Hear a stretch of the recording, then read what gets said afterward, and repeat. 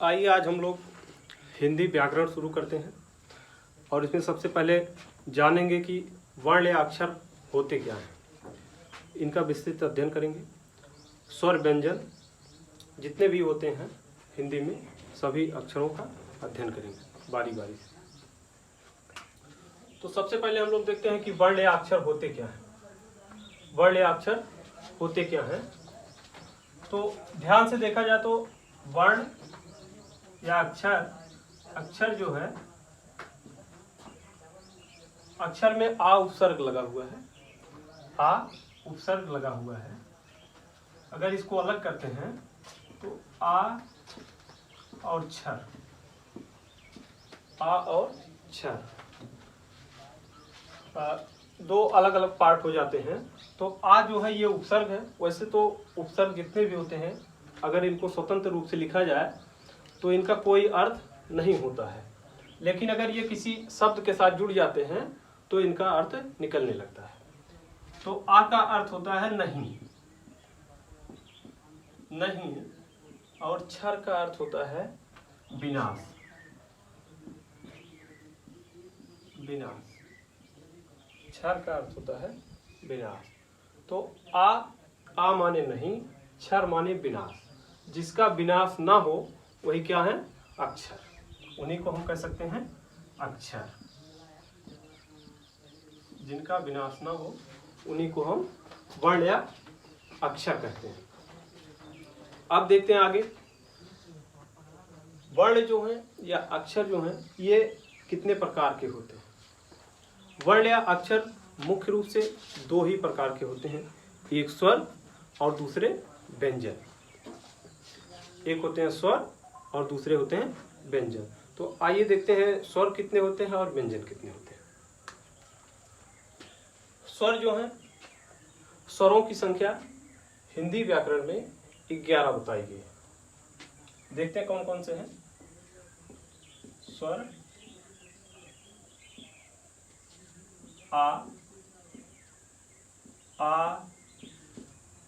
ई,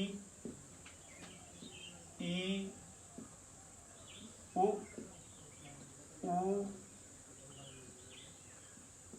री, ए, ऐ, ओ, औ। आ, ई, उ, री, ए, ऐ, ओ, औ। 1 2 3 4 5 6 7 8 9 10 11। यही 11 अक्षर जो हैं यही स्वर कहे जाते हैं। इन्हीं को हम स्वर बोलते हैं। अब देखते हैं स्वर के प्रकार कितने होते हैं।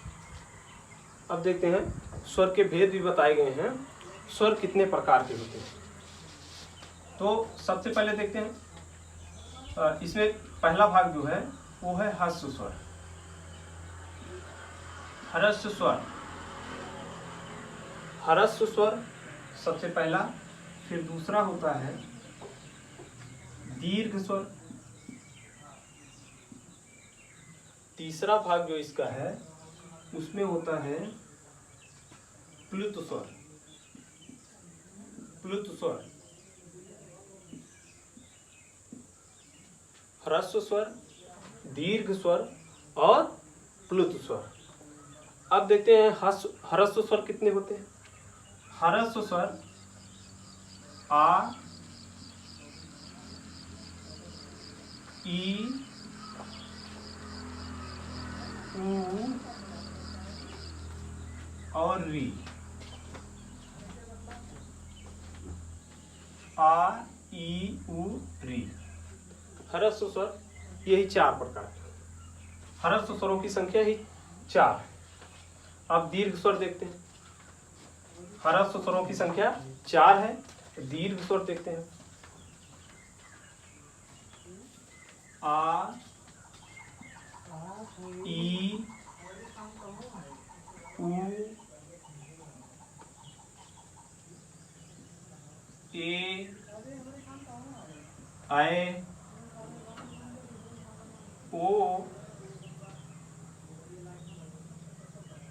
औ। 1 2 3 4 5 6 7 दीर्घ स्वरों की संख्या 7, जिसमें आ, ई, उ, ए, ओ और औ आते हैं। इन्हीं को हम दीर्घ स्वर कहते हैं। प्लुत स्वर, प्लुत स्वर किन्हें कहते हैं? हाँ, प्लुत स्वर उन्हें कहते हैं जिनके उच्चारण में हर्ष स्वर का 3 गुना समय लगे। 2 गुने से अधिक कह सकते हैं या 3 गुना समय लगे। जैसे ओ, ओम,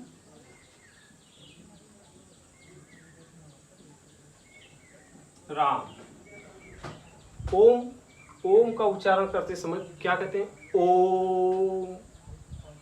राम अगर हम ऐसे उच्चारण करते हैं तो इसमें हर्ष स्वर का 3 गुना समय लगता है, या दीर्घ स्वर से अधिक समय लगे उसे हम कहते हैं प्लुत स्वर। एक बार फिर से देखते हैं। स्वरों की संख्या 11 है, जिसमें हर्ष स्वर आ, ई, उ, री है। हर्ष स्वर उन्हें कहते हैं जिनके उच्चारण में सबसे कम समय लगता है। जिनके उच्चारण में सबसे कम समय लगता है उन्हें हर्ष स्वर कहते हैं। दीर्घ स्वर जिनके उच्चारण में हर्ष स्वर का 2 गुना समय लगे उन्हें दीर्घ स्वर कहते हैं। प्लुत स्वर जिनके उच्चारण में हर्ष स्वर का 3 गुना समय लगे उन्हें कहते हैं प्लुत स्वर। ये हो गया स्वर, ये हो गया स्वर।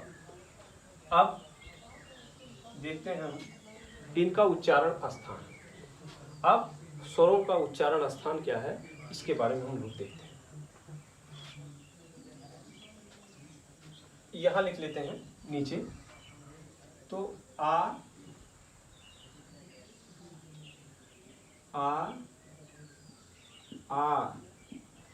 इसका उच्चारण है कंठ। उसके बाद है ई,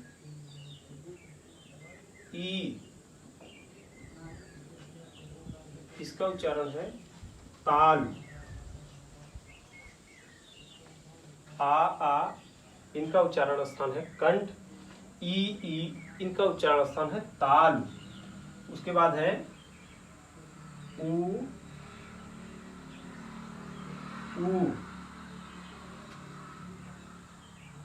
इनका उच्चारण स्थान है ओष्ठ। उसके बाद है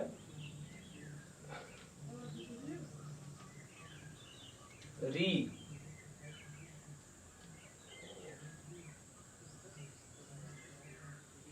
री का स्थान मूर्धा। री का उच्चारण स्थान है मूर्धा।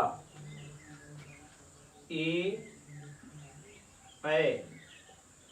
इनका उच्चारण स्थान है कंठताल।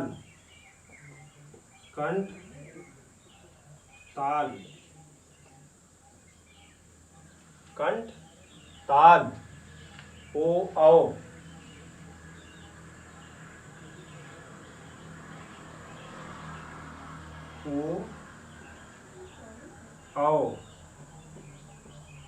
इनका उच्चारण स्थान है कंठ ओष्ठ।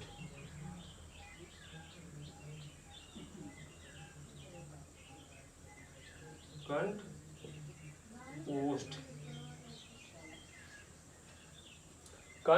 ओष्ठ। एक बार फिर से देखेंगे। आ का उच्चारण स्थान है कंठ।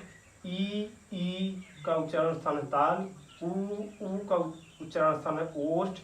री का उच्चारण स्थान है मूर्धा। ए का उच्चारण स्थान है कंठताल। औ का उच्चारण स्थान है कंठ ओष्ठ। अब ये है कहाँ?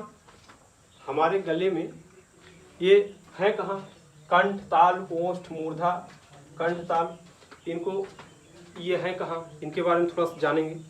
ये जो हमारे गले का सबसे निचला भाग है, यहाँ से जब प्राणवायु निकलती है, जब किसी वर्ण का यहाँ से उच्चारण होता है तो उसे हम कहते हैं कंठ। ये सबसे निचला भाग, इसको हम कंठ कहते हैं। इसके थोड़ा सा और ऊपर जाएंगे, लगभग जिह्वा के मध्य भाग में जब पहुँचेंगे तो वहाँ से जिस वर्ण का उच्चारण होता है उस स्थान को कहते हैं ताल।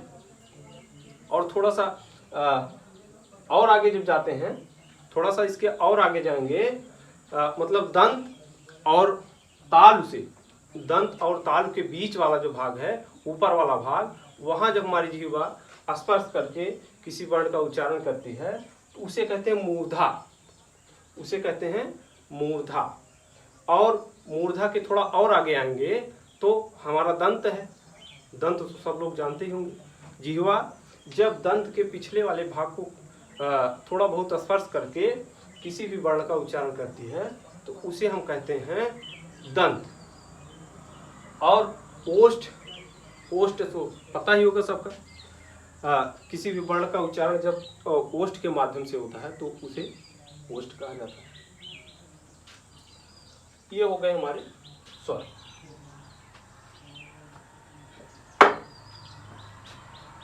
अब देखते हैं व्यंजन। इसके बाद देखते हैं व्यंजन, इसके बाद देखते हैं व्यंजन।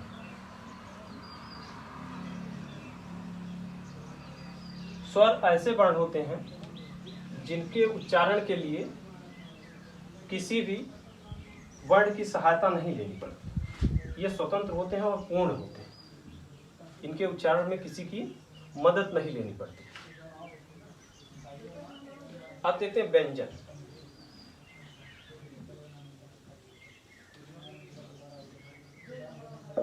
व्यंजन के बारे में जानेंगे। इस तरह से हमने देखा कि स्वर 11 होते हैं और उनके उच्चारण स्थानों को हमने सीखा। अब आगे देखते हैं व्यंजन।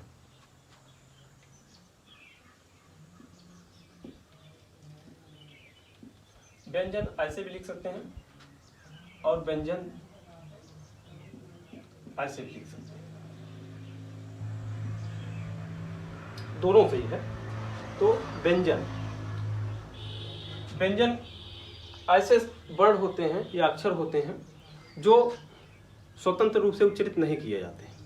इनके उच्चारण के लिए इनमें स्वर को मिलाना जरूरी होता है, स्वर के बिना ये अधूरे होते हैं। ऐसे वर्ण जिनका उच्चारण स्वतंत्र रूप से नहीं किया जा सकता है उन्हें व्यंजन कहते हैं, या ऐसे वर्ण जिनका उच्चारण स्वर की सहायता से किया जाता है उन्हें व्यंजन वर्ण कहते हैं। आइए देखते हैं कितने हैं, कितने प्रकार के हैं और इनका उच्चारण स्थान क्या है। सबसे पहले हम देखते हैं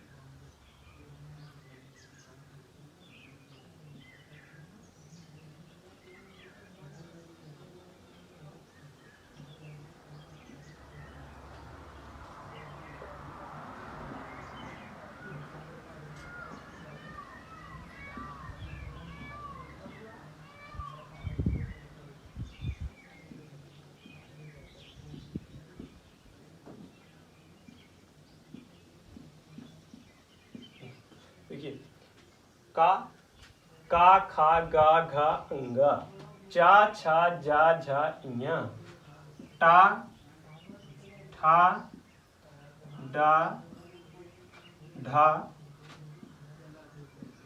अणा, टा ठा डा ढा अणा, ता था दा धा ना, ता था दा धा ना, पा फा बा भा मा। ये हो गए। इन्हें वर्ग के रूप में भी लिखा जाता है। जैसे इनके वर्ग की शुरुआत होती है जो पहला अक्षर है। इनके वर्गों में 5-5 अक्षर हैं। जो पहला है इन्हीं से इनके वर्ग बना दिए जाते हैं। जैसे इसको कहा जाता है का वर्ग, इसको कहा जाता है चा वर्ग। यहाँ लिख दे रहे हैं। जैसे इसको कहा जा सकता है का वर्ग, इसको कहा जा सकता है चा वर्ग, इसको टा वर्ग, टावर, इसको तावर, टावर, इसको पावर, पावर। तो प्रत्येक वर्ग में 5-5 अक्षर होते हैं। का वर्ग में का खा गा घा अंगा, चा वर्ग में चा छा जा छा इया, टा वर्ग में टा ठा डा ढा अड़ा, ता वर्ग में ता था दा धा ना, पा वर्ग में पापा बाबा माँ। इसके अलावा भी हैं या,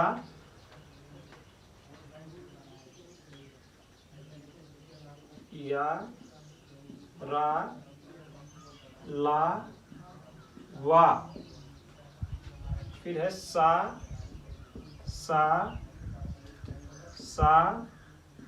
हा, और है छा, त्रा, ज्ञा, छात्रा ज्ञा। और एक वर्ड लिखा जाता है स्रा, स्रा भी लिखा रहता है कहीं कहीं, स्रा। अब हम देखेंगे इनके बारे में। का से लेकर के मा तक जितने भी वर्ण हैं इनको कहा जाता है स्पर्श व्यंजन। का से लेकर के मा तक जितने भी ये हैं इनकी संख्या, स्पर्श व्यंजनों की संख्या है 25। इनको कहा जाता है स्पर्श व्यंजन। स्पर्श व्यंजन इसलिए कहा जाता है क्योंकि इनका उच्चारण करते समय हमारी प्राणवायु या जिह्वा मुख के किसी न किसी भाग को स्पर्श जरूर करती है, इसलिए इनको स्पर्श व्यंजन कहा जाता है। का से मा तक, का से मा तक स्पर्श व्यंजन, स्पर्श व्यंजन। उसके बाद या, रा, ला, वा को अंतस्थ व्यंजन कहा जाता है। अंतस्थ व्यंजन। या, रा, ला, वा को अंतस्थ व्यंजन कहा जाता है। सा, हा को या, रा, ला, वा को अंतस्थ व्यंजन इसलिए कहा जाता है कि इनका उच्चारण करते समय हमारी जिह्वा जो है वो मुख के किसी भाग को उतना स्पर्श नहीं करती है जितना और सब का उच्चारण करते समय करती है। यानी कि उच्चारण करती है लेकिन बहुत मामूली से, ये कह सकते हैं कि उच्चारण नहीं करती, इसलिए इसको स्पर्श नहीं करती, इसलिए इसको अंतस्थ व्यंजन कहा जाता है। सा, हा इनको कहते हैं सा, हा ऊष्म व्यंजन।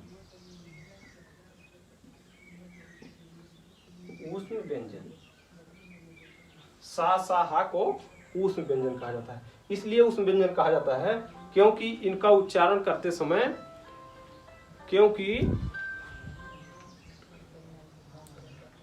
इनका उच्चारण करते समय हमारे मुख से एक तरह से ऊष्मा निकलती है, एक तरह से हमारी जिह्वा या मुख से कह सकते हैं एक तरह से ऊर्जा निकलती है, ऊष्मा निकलती है इनका उच्चारण करते समय, इसलिए इनको ऊष्म व्यंजन कहा जाता है। ऊष्म व्यंजन। इसी वजह से इनको संघर्षी व्यंजन भी कहा जाता है। संघर्षी व्यंजन क्योंकि रगड़ की वजह से जो ऊष्मा निकलती है इसी वजह से इनको संघर्षी व्यंजन भी कहा जाता है। संघर्षी व्यंजन, संघर्षी व्यंजन भी कहा जाता है। अब देखते हैं छा, त्रा, ज्ञा और स्रा इनको क्या कहा जाता है। जो छा, त्रा, ज्ञा, स्रा है इनको संयुक्त व्यंजन कहा जाता है। छा, त्रा, ज्ञा को संयुक्त व्यंजन कहा जाता है। संयुक्त व्यंजन इसलिए कहा जाता है क्योंकि इनका निर्माण जो है वो दो व्यंजनों के मिलने से हुआ है, दो व्यंजन के मिलने से इनका निर्माण हुआ है, इसलिए इनको संयुक्त व्यंजन कहते हैं। अब देखते हैं कौन कौन से अक्षर हैं जिनके मिलने से इनका निर्माण हुआ है। सबसे पहले देखते हैं छा, तो का, धन, सा बराबर छा, ता, धन, रा बराबर त्रा, जा, धन इया बराबर ज्ञान, और है सा धन रा बराबर सरा। इस तरह से हमने देखा कि इनके बनने में दो व्यंजनों का योगदान है, इसलिए इनको संयुक्त व्यंजन कहा जाता है। का के नीचे हलंत लगा, मतलब इसमें स्वर नहीं है। जब किसी व्यंजन के नीचे हलंत लग जाता है तो इसका मतलब उसमें स्वर नहीं मिला हुआ। का धन सा बराबर छा, ता धन रा बराबर तरा, जा धन इया बराबर ज्ञा, सा धन रा बराबर सरा। इस तरह से हम कह सकते हैं कि जो संयुक्त व्यंजन है इनकी संख्या 4। अब हम देखते हैं इनके उच्चारण स्थान। हम देखते हैं का, इसको मिटाते हैं थोड़ा सा, फिर जगह करते हैं। इनके उच्चारण स्थान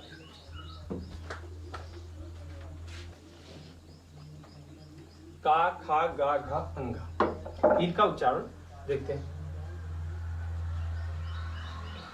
का वर्ग का उच्चारण स्थान है कंठ। का वर्ग का उच्चारण स्थान है कंठ। यहां लिखते हैं इसको मिटा के।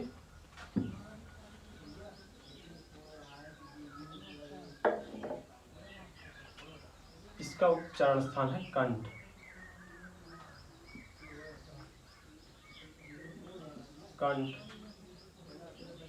और चा वर्ग का उच्चारण स्थान है ताल।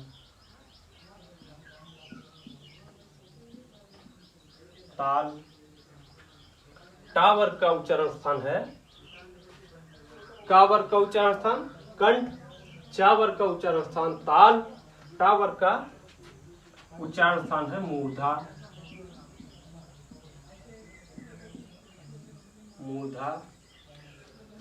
मूर्धा को कठोर अंग माना जाता है, जहां से इनका उच्चारण स्थान होता है, इसलिए इनको कठोर व्यंजन भी कहा जाता है। टा ठा डा ढा अड़ा को कठोर व्यंजन भी कहा जाता है। कठोर व्यंजन भी कहा जाता है। ता वर्ग का उच्चारण स्थान है दंत।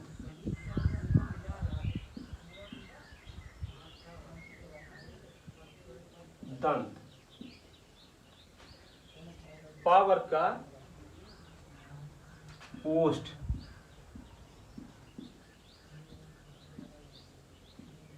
पा वर्ग का अभी पा, फा, बा, भा ऐसे करेंगे तो ओठ से इनका उच्चारण स्थान होता है, इसलिए इनको ओष्ठ कहा जाता है।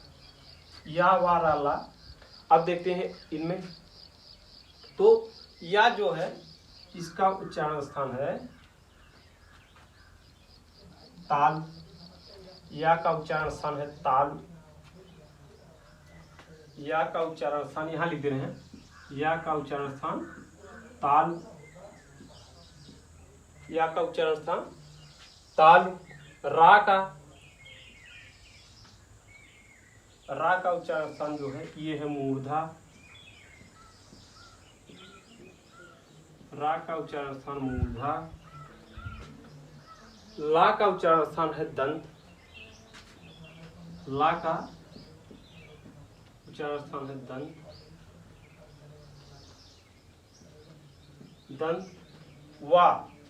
वा का उच्चारण स्थान दंत और ओष्ठ दोनों होता है। वा का उच्चारण स्थान होता है दंत और ओष्ठ दोनों। दंत और ओष्ठ दोनों। वा का उच्चारण जब हम करेंगे तो ओष्ठ और दंत दोनों का कुछ ना कुछ भाग मिल करके तब वा का उच्चारण होता है, इसलिए इसको कहते हैं कि दंतोष्ठ। अब देखते हैं आगे। सा इधर लिख दे रहे हैं। सा का उच्चारण स्थान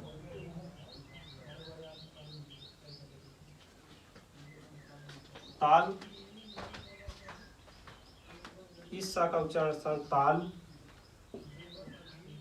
इस वाले सा का जो षटकोण वाला सा है इसका उच्चारण स्थान है मूर्धा।